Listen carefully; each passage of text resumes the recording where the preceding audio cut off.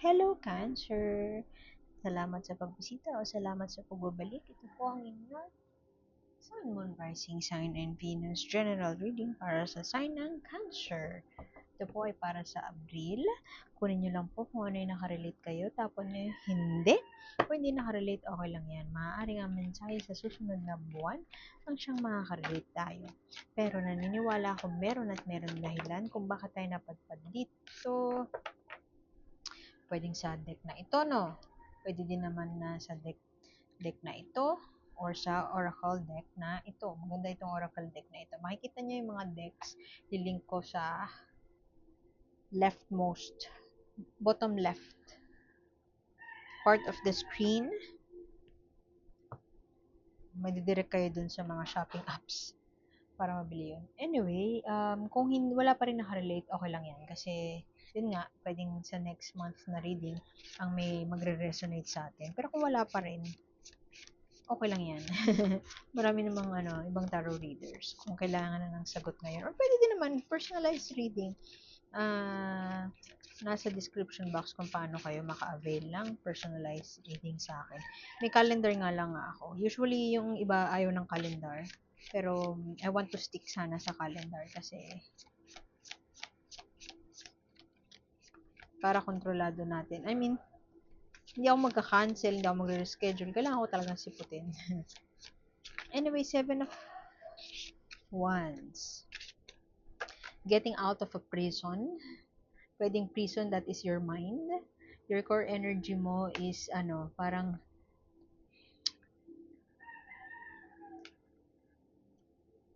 for some reason yung isa sa pumasok sa isip ko ay pwedeng yun nga, getting out of a prison, overthinking, pwedeng ganun. Pero ang isa ko pang naisip ay parang may kinikim-kim ka na may kinikim very very cancer may kinikim-kim si cancer na something.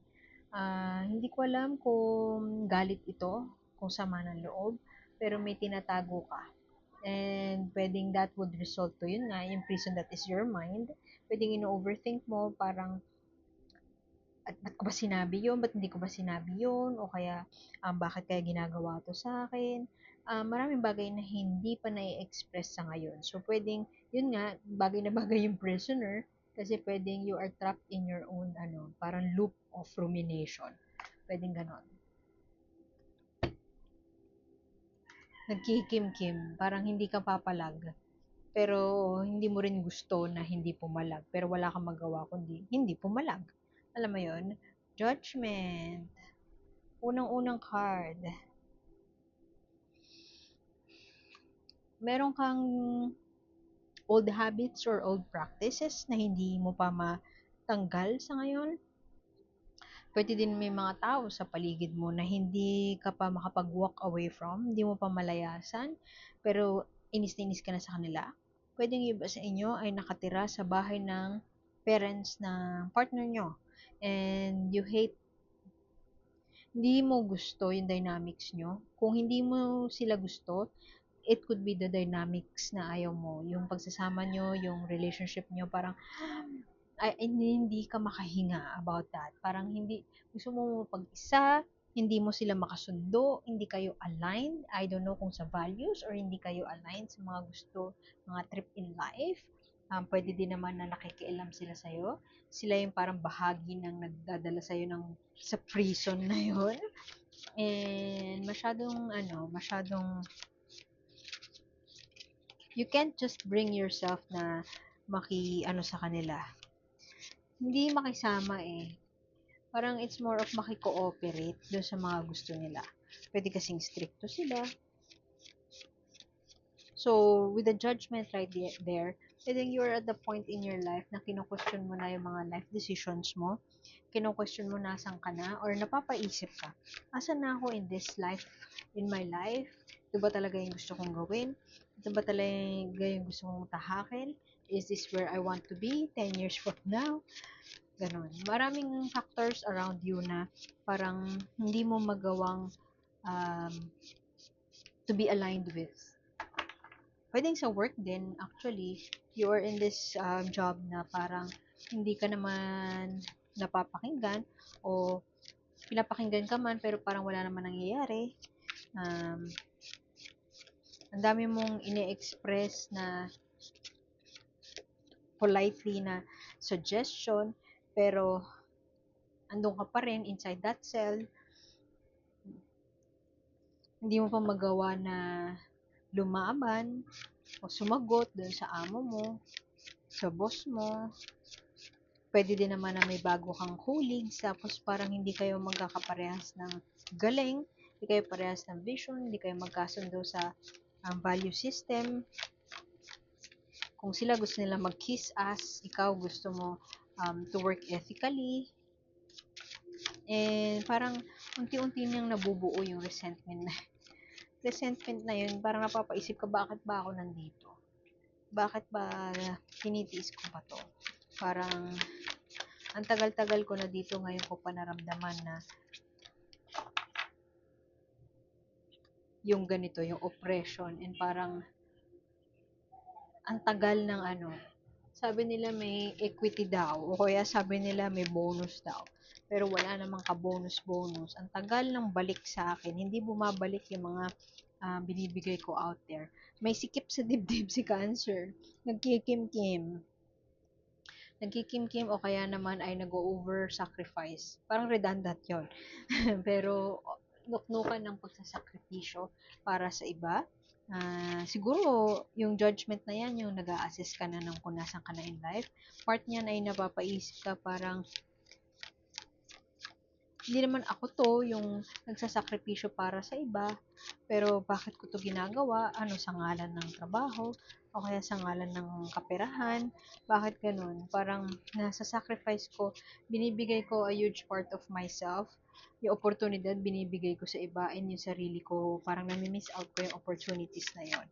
So, ano nga ba, nasa na ba ako? Parang, is this something na worthwhile to do in the long run? Medyo hindi ko bet yung mga katrabaho ko, ayaw kong katrabaho yung mga bago kong teammates, yung mga ganun. Parang hindi pa nagbubunga. Hindi pa nagbubunga yung mga pinaghirapan ko. Parang ang tagal magbunga. Okay, Knight of Pentacles, ganda.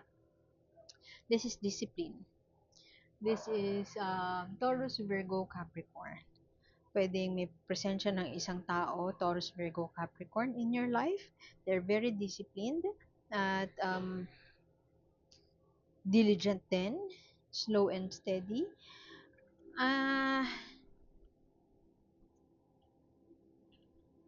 Pwede din kasi yan na slow and steady in terms of finances.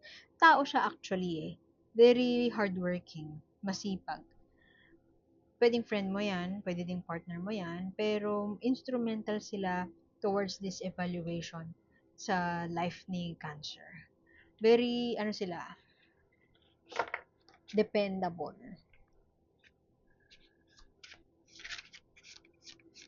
Hindi ko alam kung ano yan, hindi ko alam kung romantic connection, pero may tao sa buhay mo na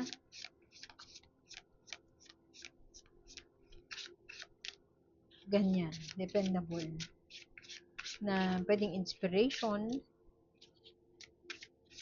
Actually, pwede din yan na relax ka lang, message ni universe na relax ka lang, the blessing will come. You may have had a missed opportunity in love or ways to take care of yourself, parang wala ka ng panahon for self-care, pero pwedeng mensahe to, enerhiya to, at mensahe ni universe na para mabagal man ang takbo ng buhay sa ngayon, it will pay off in the long run. Parang may return on investment ka, hindi pa nga lang nga sa ngayon. Karamihan ng Cancer sa ngayon, maaaring nawawalan na ng pasensya na sa ingay na yon. Yung iba sa inyo, nawawala na siguro ng pasensya or mawawala ng pasensya this month. Kasi, yun nga, merong mga tao na parang kinukulong ka o hindi ka makapalag. Pwede din naman na galing si Cancer sa breakup, getting out of a heartbreaking situation. Kung hindi breakup, pwedeng layoff, pwedeng natanggalan ng trabaho, may na-promote na iba, hindi ikaw. O pwede din naman na Nauubos na yung pasensya mo sa mga tao sa paligid mo. Nauubos na yung pasensya mo sa mga puro kuda, puro kuda na office mate, pero walang empathy. Sila pwedeng umabsent, ako hindi. There is success when you channel patience. The more na magiging pasensyoso ka sa sitwasyon mo, the more na you will reap the benefits. The more na mamumulaklak siya into something greater. Kasi ang Six of Wands, this is success. There is success in having patience. Impatience to ay actually. So, ang interpretation ko dyan, the more you parang, keep your head low and work, work. Hindi naman maging workaholic ka. Pero redirect your attention into doing it slow and steady, you will win the race. Yun yan. Meron ka sigurong katrabaho na mas close mo kaysa dun sa earth sign na sinabi ko kanina.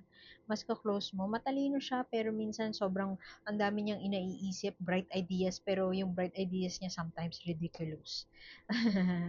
Na ang dami niyang kuda. Meron kang office mate na ganun at pwedeng siya yung ayaw mong katrabaho sa ngayon. Ayaw mong kasama. Pero, for some reason, or medyo wala kang choice, hindi mo matanggap na wala kang choice kasi alam mo sa sarili mo na may choice ka. Pero for some reason, hindi mo matanggap kasi hindi ka makaubra sa kanya. Hindi makaubra in a sense na alam mo wala namang patutunguhan kung sisitahin mo siya, i-call out mo siya. Kung if you will give this person a dose of his or her own medicine, pwedeng ma-call out kasi itong tao na to. Kung gagawin mo yun sa kanya, parang wala namang patutunguhan din. It's not like magbabago sila. So, might as well, itago ko na lang sa sarili ko, at umasa na lang ako, magdasal na lang ako, o kaya pag-isipan ko bumubuti kung aalis na ba ako. Kasi marami na ako nami-miss na opportunity, at meron pa ditong enerhiya ng Queen of Swords, parang higher level lang nito. Pero I feel that itong Queen of Swords, sadyang lang siya, brutally honest lang siya, forthright. Brutally honest, o kaya naman ay prangka. Prangka siyang tao, detached siya, parang pakiramdam mo walang pakialam tong taong ito sa'yo. Very detached sa sitwasyon, parang dead man siya sa mga bagay, walang empathy, hindi nakikiramay, whatever, walang simpatya, hindi nakikinig. Pero itong tao na to, I'm pretty sure pumasok siya dito sa reading na ito kasi instrumental siya in the changes that you need to do in your life. Pwedeng itong taong to, nonchalant siya o kaya wala siyang pakialam, forthright siya, parang wala, bayaan mo sila, wala akong pakialam sa kanila. Siguro ganun siya kasi pwedeng iniimbitahan ka ng universe, i-challenge yung mindset mo o i-challenge ka or ma-inspire ka to give zero fucks. Kasi maybe you've been spending too much of your energy ruminating, thinking how to be successful, nawawalan ka na ng pasensya, pero itong taong to parang pinoproject niya lang sa'yo yung good qualities niya. Pwede mong sabihin sa akin, anong good qualities sa mga naugali nun eh. Pero anyway, good qualities niya na parang yun nga, zero fucks given. Wala siyang pakialam kasi nga ang ending nun, wala siyang stress. So, pwedeng itong taong to magiging instrumental para ma-channel mo yung zero fucks given or parang walang pakialam or nonchalant. Nagsasabi na don't care. Huwag mong tambayan yung resentment mo towards people na who broke your heart. Regardless kung romantic situation to o work situation. Merong mga tao sa paligid mo na parang mini-mirror back lang nila sa'yo yung mga kailangan mong gawin in life para hindi ka masyadong ma-stress. Okay? So, pwede actually na you will fall apart with this person kasi for the longest time, parang naiirita ka na doon sa presence niya, hindi ka na makahinga kasi parang sarili niya lang yung narinig niya palagi. Kapag ikaw yung may problema, hindi naman siya nakikinig sa'yo. Buti pa itong taong to, pero kasi bata pa siya or hindi ko siya ka-close pa. Ganun. Pwede pang continuation ng kwento nun, ito magiging ka-close mo, yung earth sign, dependable, tahimik lang pero maaasahan, ang plot twist noon, pwede mangyari in the future, I don't know, maybe 2028, itong tao na to na parang friend mo, na dependable, hindi mo pa close ngayon, iniisip mo pa, parang gusto mo yung energy niya ngayon, kasi nga, itong energy ng mga taong to, na walang pakialam, ay parang nakakairita sa ngayon, magiging close ka sa taong ito, at siya ay magkakaroon ka ng romantic involvement sa kanya. Take it with a grain of salt. Huwag niyo masyadong seryosohin yun. Okay, clarifying yung Knight of Pentacles na yan is the Queen of Wands. Why do I feel like magiging instrumental itong taong to para mahanap mo yung gusto mo talagang gawin? Seeing the world in multiple tinted glasses. Parang creation, puro orange. Um, Sacral chakra, it's a chakra of creation. Tingnan mo siya din, no? May orange, oh. So, pwedeng you will be invited by the universe to channel your creative energy, make a creative project para dun mo ma-express yung sarili mo, at hindi lang para sa pagkimkim ng sama ng loob sa mga tao sa paligid mo. This is the Queen of Wands. I'm not really sure kung ikaw to. For some reason, I think this is parang yung future self mo. Queen of Wands, ang energy nito, alam niya what she wants in life. Alam niya kung ano yung gusto niya i-pursue. Minsan, malakas yung energy niya, dominant personality, charming, pero very, ano siya, creative, and malakas ang dating, fierce siya. Hindi ko alam kung itong dalawang queen na ito ay, ano kasi Cinderella? Dalawang queen na ito ay your evil stepsisters o kaya naman dalawang boss mo na talaga namang nakakapagpainit ng ulo mo. Pero for this one, to clarify the Knight of Pentacles, pwede nga ikaw yan, yung parang future self mo, knowing what you want in life, and this person is instrumental para ma-achieve mo yung success na yon. Another scenario is that this Knight of Pentacles is an energy, a stable energy, parang working towards financial stability. And that financial stability ay lalo pang papagtibayin when you have already acknowledged that you are worthy to receive, you are a creative person, and you are worthy to get to manifest what you truly desire. Hindi pa siya maaaring hindi pa siya this April, although April, it's an Aries energy, go-getter season. Pwede ngayon din mangyayari yan. Pero I feel like mas mangyayari muna ito, maubos ka muna ng pasensya, mag-iisip ka muna. Parang ito yung mas pang April kay Cancer. Pag-iisipan mo, nasa na ba ako sa buhay ko? Meron akong mga kinabubusitang mga tao na nakakairita sa paligid ko. Ayoko yung mga tao sa paligid ko. Hindi naman lahat, pero pwedeng ayoko yung mga katrabaho ko sa department na ito. May project ako, tapos ito yung mga katrabaho ko, ito yung binigay sa akin. Pwede din naman na ito ay parang ayaw mong pwedeng mga housemate yan eh. Pwedeng mga roommates, ayaw mo sa kanila, nabubisit ka sa pagmumukha nila, ayaw mo munang ano, pero hindi mo masabi, kinikimkim mo eh. Hindi mo, may maraming kept unsaid si Cancer. Maraming kinikimkim, maraming tinatago sa ngayon. At kung cross-watcher ka, I feel like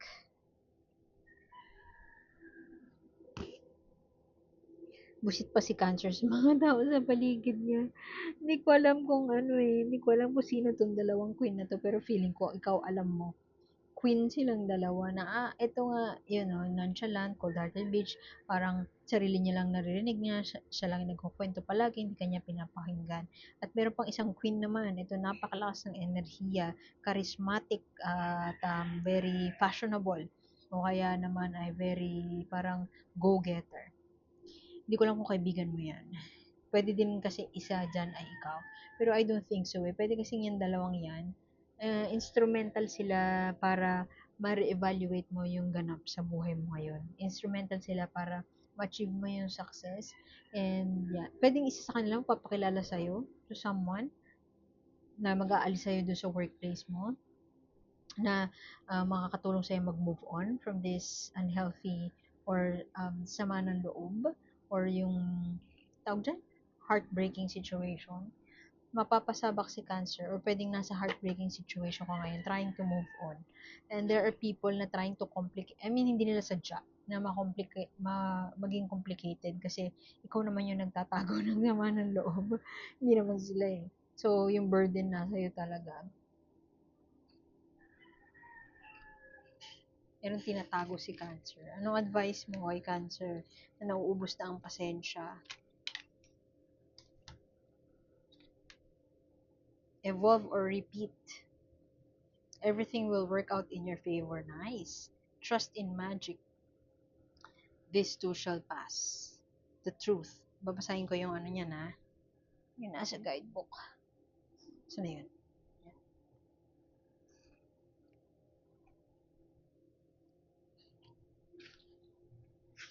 Truth. Sometimes the universe sends very clear signals. This card emerges to serve that exact purpose. The Truth card is a wake up call. It is a reminder this is not the time to seek distractions that take your mind off the truth you have been seeking. So yun. Truth, seeking truth, parang mapaisip ka, asan na ba ako? Ano bang gagawin ko? Ganyan. Embrace the power of truth. Knowing it holds the key to your most authentic self. When you are in this energy, it will unlock the clarity you seek. If important decisions are being made when this card shows up, connect with the best version of yourself, trusting in your higher consciousness to lead the way. The way. Believe in yourself and know there is no room for self-doubt in truth. Allow this card to inspire personal transparency of your true self. Spend time self-reflecting and be honest with yourself. Grant yourself the permission to resolve any inner conflicts. Ayun na nga. And regrets you may be holding on to. Your higher self wishes you to acknowledge them. In doing this, you will be rewarded with clarity which will guide you toward any decisions that need to be made. The price you pay for not being true to yourself is not getting what you want. Trust your inner voice. It will always tell you the truth. The question is whether you will choose to listen. Remember that each person holds their own truth. Let this card serve as a warning. As a warning, your own truth is what really matters, and the truth will always come out. Ano ang tinatago mo dyan, Cancer? Nauubos na ang pasensya mo sa mga bagay-bagay. Pero, I feel na kung talagang gusto mo nang makaalis o parang gusto mong palayasin yung mga tao sa paligid mo, pahinga ka muna bago mo i-blurt out kasi baka mawala yung mga tao sa paligid mo na siyang magiging instrumento para maging successful ka or para makaalis ka totally doon sa sitwasyon na naglilimita sa iyo to begin with. Okay? So, iwan ko na yun doon. Like, share, and subscribe lang po. And sana makita ko ulit next time, Cancer. Ako po si A and see you soon. Bye-bye.